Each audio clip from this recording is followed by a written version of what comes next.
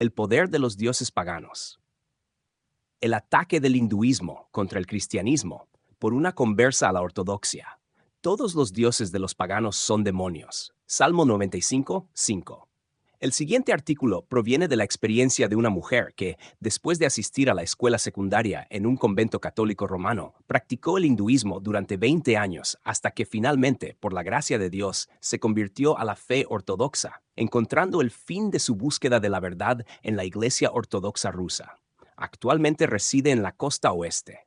Que sus palabras sirvan para abrir los ojos de aquellos cristianos ortodoxos que podrían sentirse tentados a seguir a los teólogos liberales ciegos, quienes ahora aparecen incluso en la Iglesia Ortodoxa, y cuya respuesta al ataque del neopaganismo contra la Iglesia de Cristo es llevar a cabo un diálogo con sus hechiceros y unirse a ellos para adorar a los mismos dioses de los paganos. 1. Las atracciones del hinduismo. Tenía solo 16 años cuando dos eventos marcaron el curso de mi vida. Llegué al convento dominico católico en San Rafael, California, y encontré el cristianismo por primera vez. Ese mismo año también conocí el hinduismo a través de un monje hindú, un swami, que poco después se convertiría en mi gurú o maestro. Había comenzado una batalla, pero no lo entendería completamente hasta casi 20 años después. En el convento me enseñaron las verdades básicas del cristianismo. Aquí yace la fortaleza del humilde y una trampa para el orgulloso. San Santiago escribió con verdad: Dios resiste a los soberbios y da gracia a los humildes. Santiago 4:6. ¿Y qué orgullosa era yo? No aceptaba el pecado original ni el infierno, y tenía muchos argumentos en su contra. Una hermana de gran caridad me dio la clave cuando dijo: reza por el don de la fe. Pero ya el entrenamiento del Swami había echado raíces, y pensé que era humillante suplicar a alguien, incluso a Dios, por cualquier cosa. Sin embargo, mucho después, recordé lo que ella había dicho. Años después, la semilla de la fe cristiana que había sido plantada en mí surgió de un mar infinito de desesperación. Con el tiempo, se descubrió la naturaleza de los libros que llevaba de regreso a la escuela, todos envueltos en portadas sencillas. Libros como el Bhagavad Gita, los Upanishads, el Vedanta Sara, el Ashtavakra Samhita. En parte, mi secreto salió a la luz, pero no se dijo mucho. Sin duda, las hermanas pensaron que pasaría, como la mayoría de las ideas intelectuales de las jóvenes. Pero una monja valiente me dijo la verdad. Es una verdad muy impopular y que rara vez se escucha hoy. Me dijo que iría al infierno si moría en el hinduismo después de haber conocido la verdad del cristianismo. San Pedro lo expresó de esta manera: porque aquel de quien uno es vencido es hecho esclavo del que lo venció. Porque sí, habiendo huido de las contaminaciones del mundo por el conocimiento de nuestro Señor y Salvador Jesucristo, vuelven a enredarse en ellas y son vencidos, su postrer estado viene a ser peor que el primero. Mejor les hubiera sido no haber conocido el camino de la justicia, que después de haberlo conocido, volverse atrás del santo mandamiento que les fue dado. 2 Pedro 2, 19-21. ¿Cómo desprecié a esa hermana por su fanatismo? Pero si estuviera viva hoy, le agradecería con todo mi corazón. Lo que me dijo me inquietó, como lo hace la verdad, y finalmente me llevó a la plenitud de la Santa Ortodoxia. Lo más importante que obtuve en el convento fue una vara de medir, y un día usaría esa vara para descubrir que el hinduismo era un fraude. La situación ha cambiado tanto desde que estaba en la escuela. Lo que era un caso aislado de hinduismo se ha convertido en una epidemia.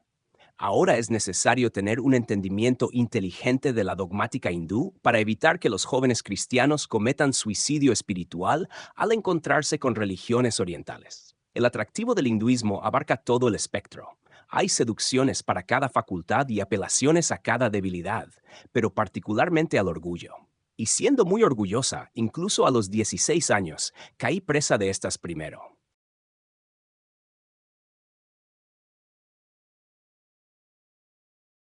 Una guerra de dogmas. Hoy en día, el cristianismo está recibiendo los golpes de un enemigo que es casi invisible para los fieles, y si puede, herirá en el corazón antes de revelar su nombre. El enemigo es el hinduismo, y la guerra que se libra es una guerra de dogmas. Cuando se fundaron las sociedades Vedanta en este país a principios del siglo pasado, los primeros esfuerzos se dirigieron a establecer que no había ninguna diferencia real entre el hinduismo y el cristianismo. No solo no había conflicto, sino que un buen cristiano sería un mejor cristiano al estudiar y practicar el Vedanta. Así entendería el verdadero cristianismo. En las primeras conferencias, los swamis intentaron mostrar que las ideas que parecían peculiares al cristianismo, como el logos y la cruz, realmente tenían su origen en la India. Y aquellas ideas que parecían propias del hinduismo, como la reencarnación, la transmigración del alma y el samadhi o trance, también se podían encontrar en las escrituras cristianas cuando se interpretaban correctamente. Este tipo de señuelo atrapó a muchos cristianos sinceros pero mal orientados. El primer ataque fue contra lo que podría llamarse dogmas sectarios, promoviendo en su lugar una religión científica, basada en un estudio comparativo de todas las religiones. Siempre se enfatizó lo siguiente: no existe tal cosa como la diferencia. Todo es uno. Todas las diferencias son solo superficiales, son aparentes o relativas, no reales. Todo esto queda claro en las conferencias publicadas que se dieron a principios del siglo XX. Hoy estamos en gran peligro porque este esfuerzo tuvo mucho éxito. Ahora es común que el término dogma se use de manera despectiva. Pero este desprecio no pudo haber venido de quienes saben que se refiere a la herencia más valiosa de la Iglesia. Sin embargo, una vez que la connotación negativa se fijó, los tímidos, que nunca quieren asociarse con lo impopular, comenzaron a hablar de dogmas rígidos, lo cual es redundante, pero denota desaprobación. Así, la actitud fue absorbida insidiosamente de los críticos de mente abierta, que, o bien, no sabían que el dogma establece lo que es el cristianismo, o simplemente no les gustaba lo que el cristianismo representa. La predisposición resultante de muchos cristianos a retroceder cuando se les acusa de aferrarse al dogma ha brindado a los hindúes una ayuda nada despreciable. Una ayuda desde dentro tiene ventajas estratégicas. El hecho increíble es que pocos ven que el mismo poder que busca derrocar el dogma cristiano no es más que un sistema opuesto de dogmas. Los dos no pueden mezclarse ni enriquecerse mutuamente porque son totalmente antagónicos. Si los cristianos son persuadidos de desechar, o lo que es más táctico, de alterar sus dogmas para adaptarse a la demanda de un cristianismo más moderno o universal, lo han perdido todo, porque lo que valoran los cristianos y los hindúes se deriva directamente de sus dogmas. Y los dogmas hindúes son una repudiación directa de los dogmas cristianos. Esto nos lleva a una conclusión asombrosa. Lo que los cristianos creen que es malo, los hindúes creen que es bueno, y viceversa. Lo que los hindúes creen que es malo, los cristianos creen que es bueno. La verdadera lucha radica en esto, que el pecado supremo para el cristiano es la máxima realización del bien para el hindú. Los cristianos siempre han reconocido el orgullo como el pecado básico, la fuente de todos los pecados. Y Lucifer es el arquetipo cuando dice: subiré al cielo en lo alto, junto a las estrellas de Dios levantaré mi trono. Subiré sobre las alturas de las nubes, seré semejante al Altísimo. Is 14:13-14. En un nivel inferior, el orgullo convierte incluso las virtudes del hombre en pecados. Pero para el hindú en general, y el Advaitin o Vedantin en particular, el único pecado es no creer en uno mismo y en la humanidad como Dios mismo. En palabras de Swami Vivekananda, quien fue el principal defensor moderno del Vedanta: ustedes aún no entienden la India. Nosotros, los indios, después de todo, somos adoradores del hombre. Nuestro Dios es el hombre. La doctrina de la mukti o salvación consiste en esto: que el hombre se convierta en divino al darse cuenta de lo divino. De esto se puede ver que los dogmas del hinduismo y el cristianismo se enfrentan cara a cara, desafiándose mutuamente sobre la naturaleza de Dios, la naturaleza del hombre y el propósito de la existencia humana. Pero cuando los cristianos aceptan la propaganda hindú de que no hay una batalla en curso, que las diferencias entre el cristianismo y el hinduismo son solo aparentes y no reales, entonces las ideas hindúes son libres de apoderarse de las almas de los cristianos, ganando la batalla sin luchar. Y el resultado final de esta batalla es verdaderamente impactante. El poder corruptor del hinduismo es inmenso. En mi propio caso, con toda la formación sólida que recibí en el convento, 20 años en el hinduismo me llevaron a las mismas puertas del amor por el mal.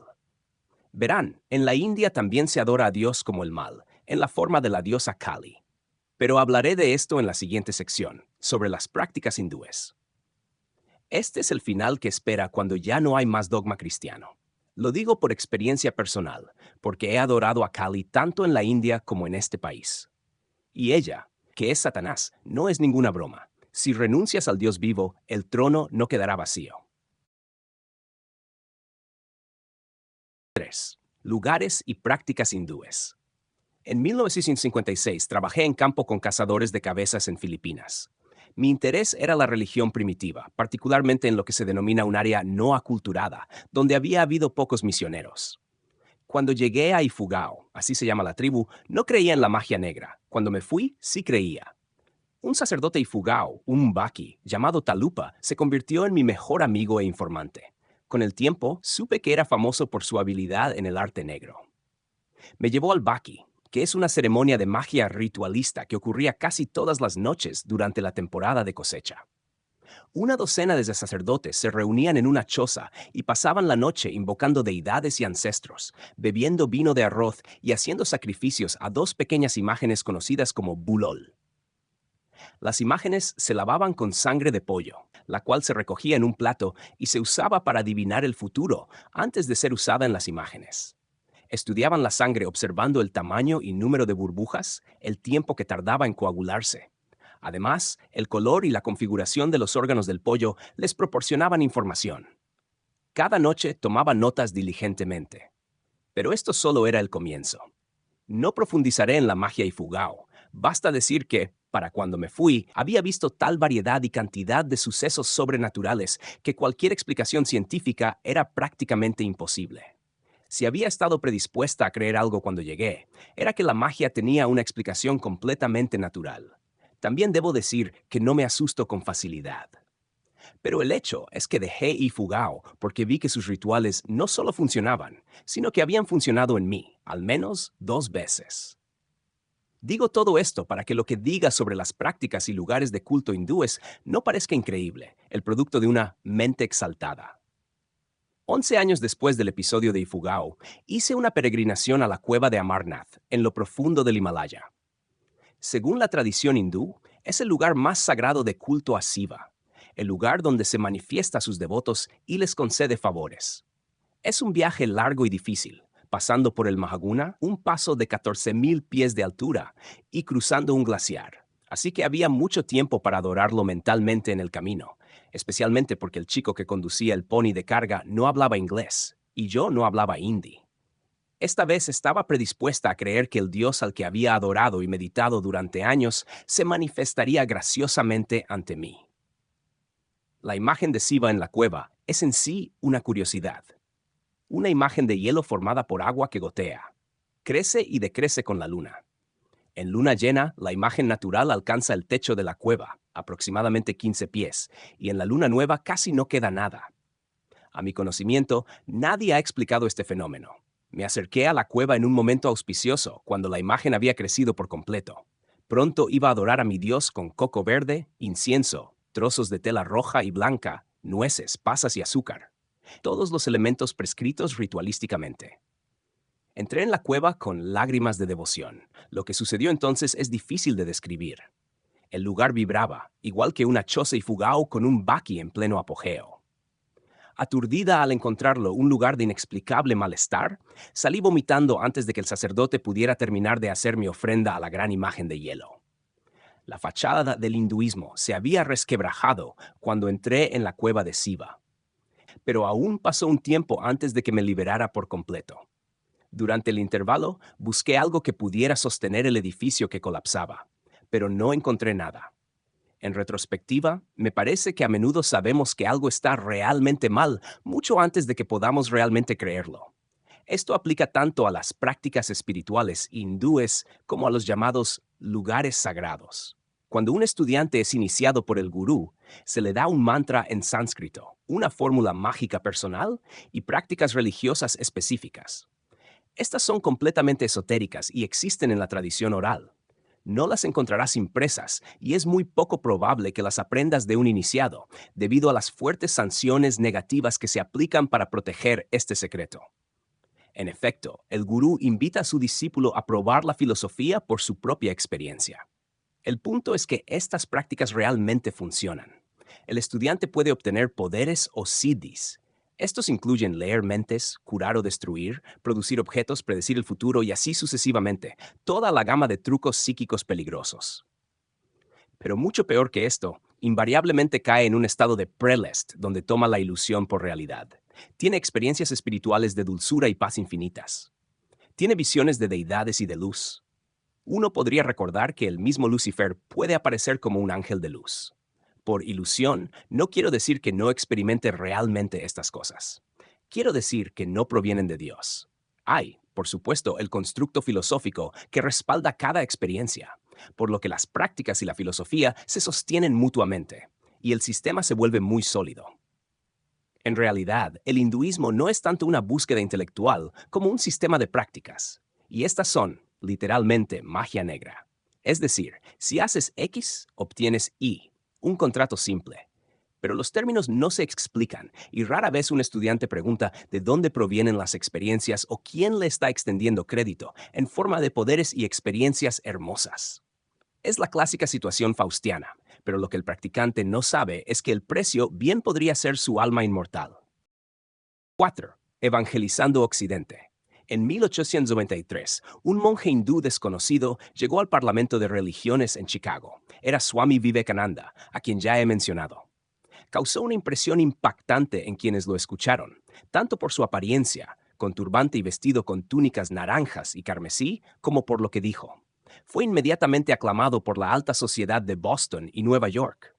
Filósofos en Harvard quedaron profundamente impresionados. No pasó mucho tiempo antes de que reuniera un núcleo duro de discípulos que lo apoyaron en su grandioso sueño: evangelizar al mundo occidental con el hinduismo, y más particularmente con el hinduismo vedántico, o monista.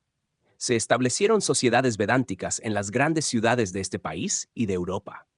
Pero estos centros eran solo una parte de su trabajo.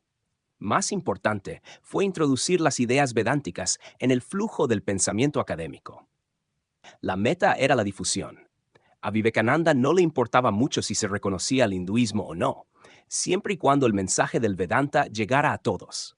En muchas ocasiones dijo: toca cada puerta, dile a todos que son divinos.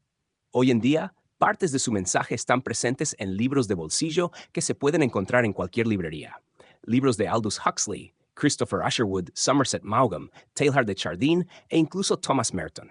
Thomas Merton, por supuesto, constituye una amenaza especial para los cristianos, porque se presenta como un monje cristiano contemplativo, y su obra ya ha afectado los fundamentos del catolicismo romano, especialmente su monasticismo.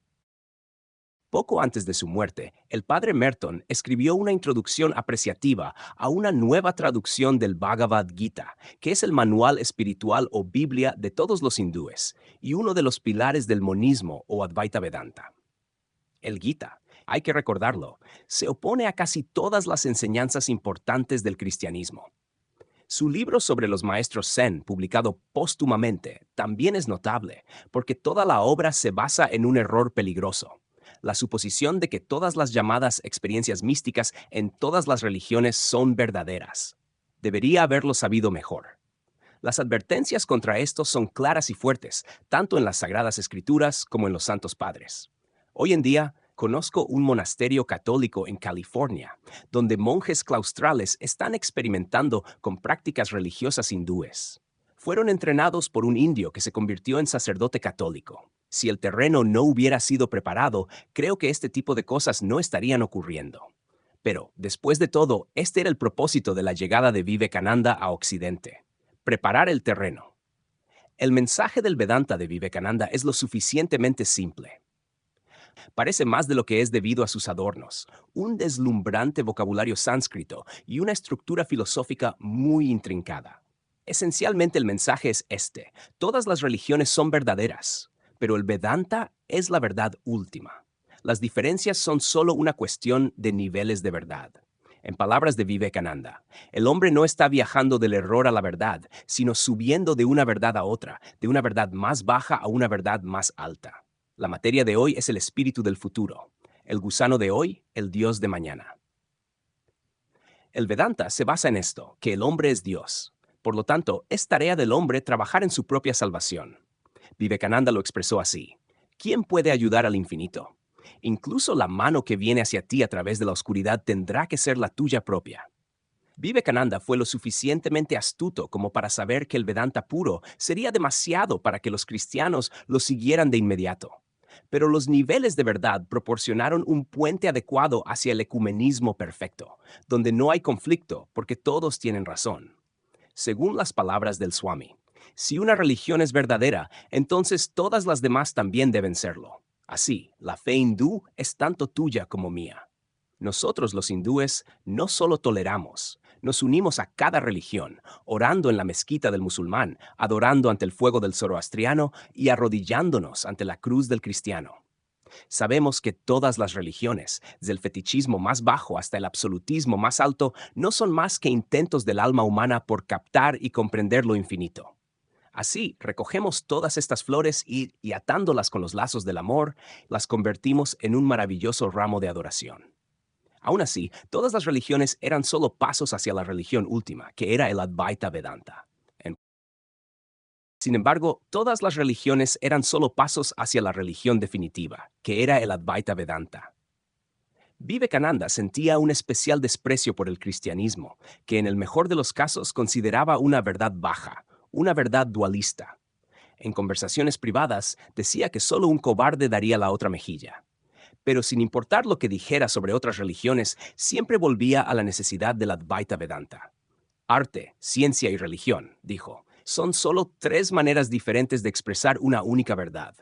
Pero para entender esto, debemos tener la teoría del Advaita. El atractivo para los jóvenes de hoy es inconfundible. El Vedanta declara la libertad perfecta de cada alma para ser ella misma. Niega toda distinción entre lo sagrado y lo secular. Solo son formas diferentes de expresar la misma verdad. Y el único propósito de la religión es satisfacer las necesidades de diferentes temperamentos, un Dios y una práctica para cada quien. En pocas palabras, la religión es hacer lo que tú quieras. Todo esto puede sonar exagerado, pero Vivekananda hizo un trabajo efectivo. Ahora demostraré qué tan exitoso fue al introducir estas ideas hindúes en el catolicismo romano, donde su éxito ha sido más impactante.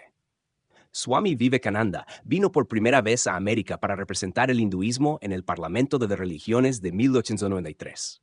En 1968 se celebró el 75º aniversario de este evento, y en esa ocasión se realizó un simposio de religiones bajo los auspicios de la Sociedad Vedanta Vivekananda de Chicago.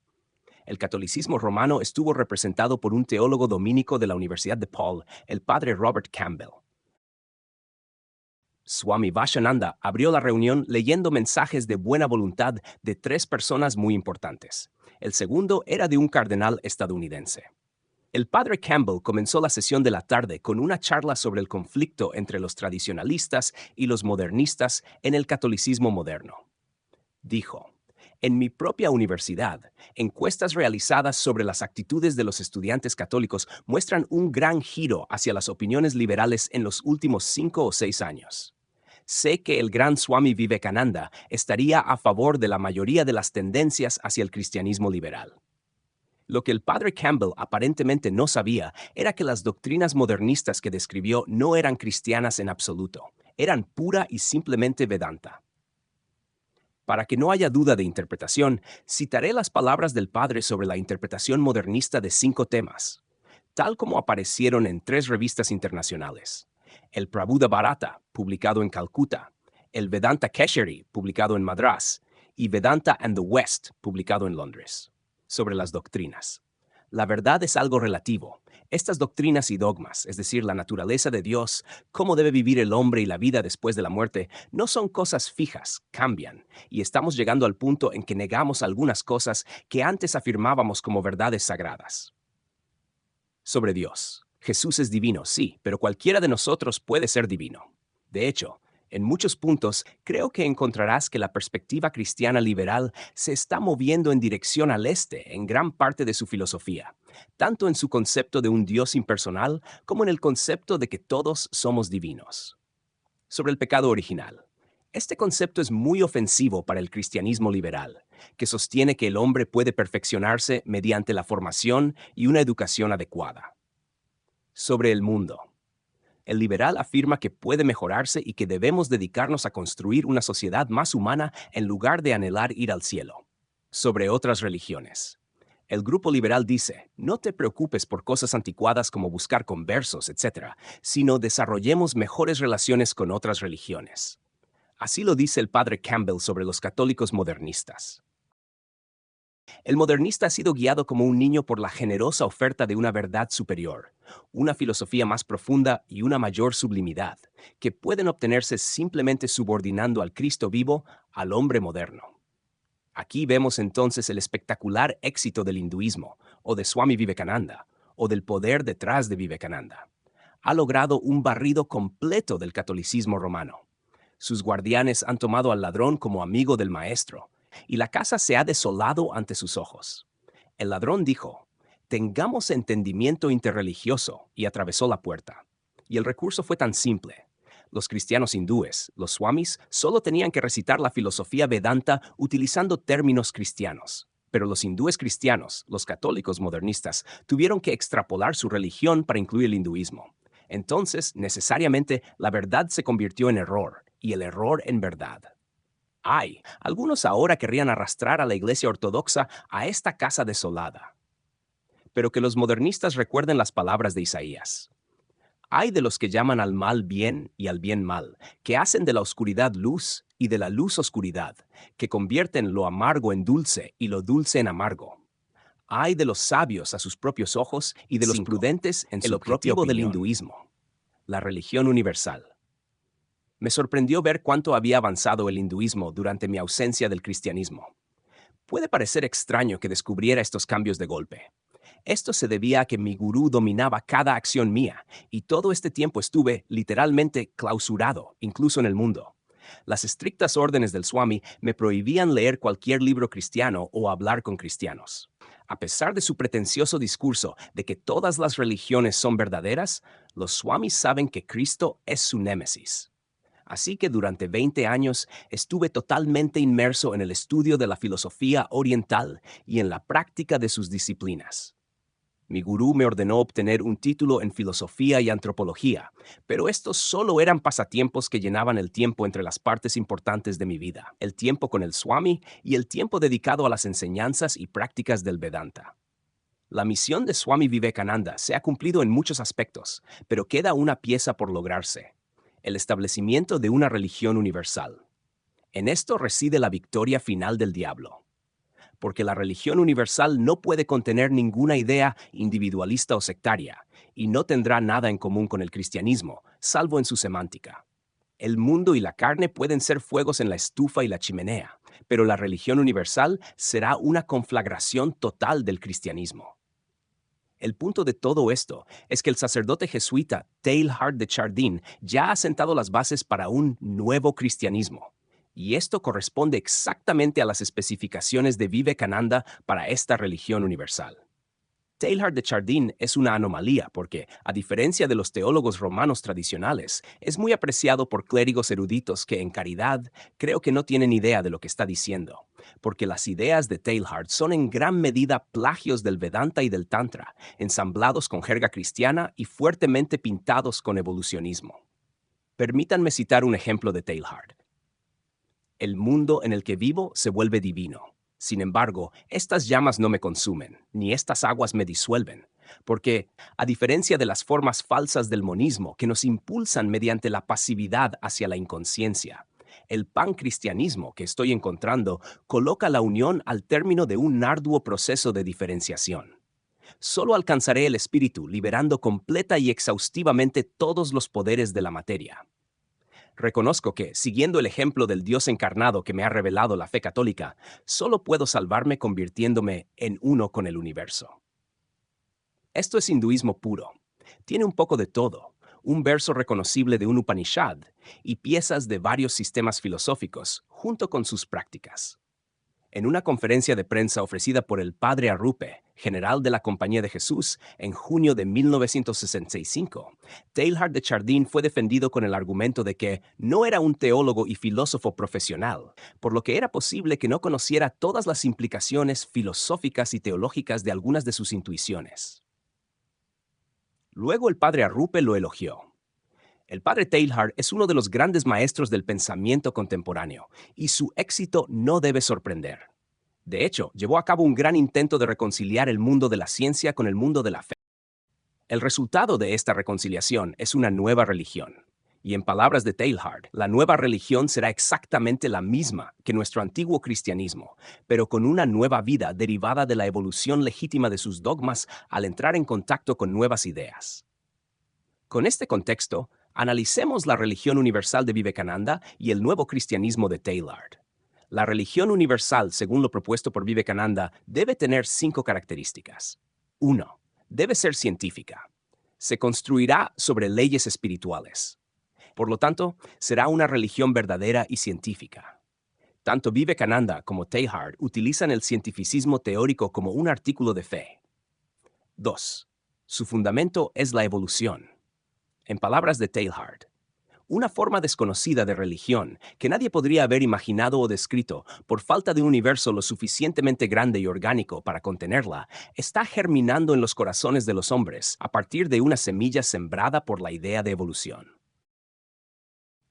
3. No girará en torno a ninguna personalidad particular, sino que estará basada en principios eternos.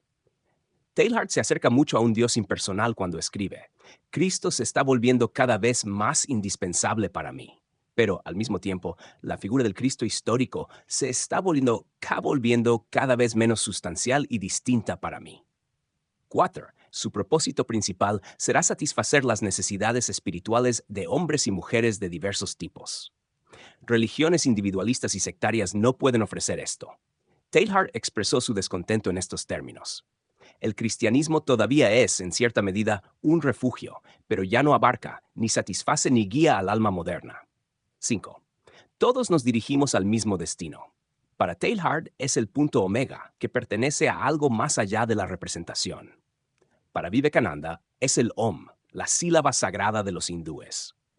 Toda la humanidad convergiendo al pie de ese lugar sagrado donde está el símbolo que no es símbolo, el nombre que está más allá de todo sonido. ¿Dónde terminará esta deformación del cristianismo y el triunfo del hinduismo? ¿Tendremos el Om o tendremos el Omega? Y el Advaitin o Vedantin en particular, el único pecado es no creer en uno mismo y en la humanidad como Dios mismo. En palabras de Swami Vivekananda, quien fue el principal defensor moderno del Vedanta, ustedes aún no entienden la India. Nosotros, los indios, después de todo somos adoradores del hombre.